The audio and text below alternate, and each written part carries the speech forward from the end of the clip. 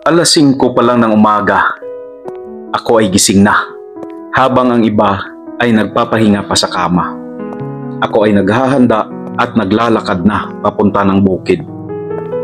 Ako si Vincent, isang master teacher ang profesyon, magsasaka sa puso, negosyante sa diwa, manlalakbay at tagapag-alaga ng manok at itik bilang isang libangan. Ako ay anak ng magsasaka mula pa sa pagkabata.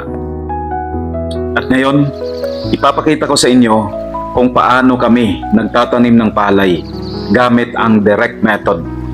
Ang tawag namin dyan ay sabod o direct.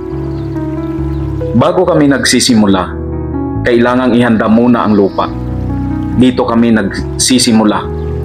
Bungkalin ang matigas na lupa, tabasin ang damo, at patagin ang buong palayan. Kung gamit ang kalabaw, ito ay mas matagal. Pero kung mas personal, kung may hand tractor, mas mabilis pero mahal nga lang ang gasolina. Ginagamit namin ang araro at suyod para gawing pino at pantay ang lupa. Importante ito kasi kung hindi pantay, baka malunod sa tubig ang ibang punla o kaya naman matutuyuan.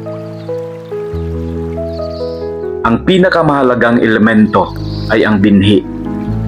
Hindi ka pwedeng bastang magtanim ng kahit anong palay. Kailangan piliin ang matibay, mabilis tumubo at kayang sumabay sa panahon.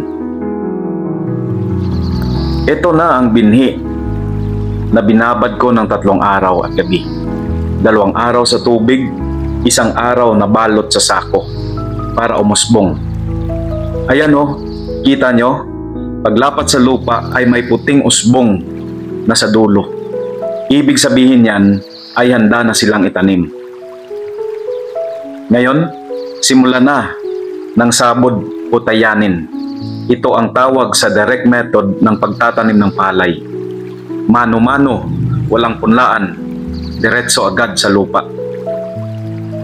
Mas mabilis nga lang ito kumpara sa punla-punlang pagtanim. Pero mas matipid sa binhi at mas madaling alagaan sa bandang huli. Kaya kung gagamit ng abono, ito ay mas madali.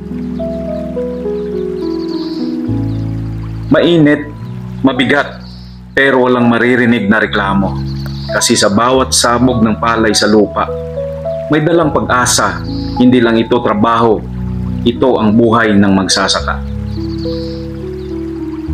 Sa tanim ko ngayon, para ito sa tuition ng aking panganay na anak. Pawis at putik para sa kaganda ng future niya. Sa susunod na anihan, sana makabayad kami ng utang sa palengke. Kaya bawat punla, parang pangarap na rin ang isinusuksok at sinasabog ko sa lupa. Pagkatapos ng 1 araw, natapos din ang pagtatanim. Tuwid na tuwid ang hanay, parang sundalong nakahilera. At ngayon, panibagong yugto na naman ng paghihintay, pag-alaga at pagdarasal. Sa lungsod, mabilis ang takbo ng buhay. Pero dito sa bukid, bawat kilos ay may ritmo. Ritmo ng kalikasan, ng panahon at ng pasensya.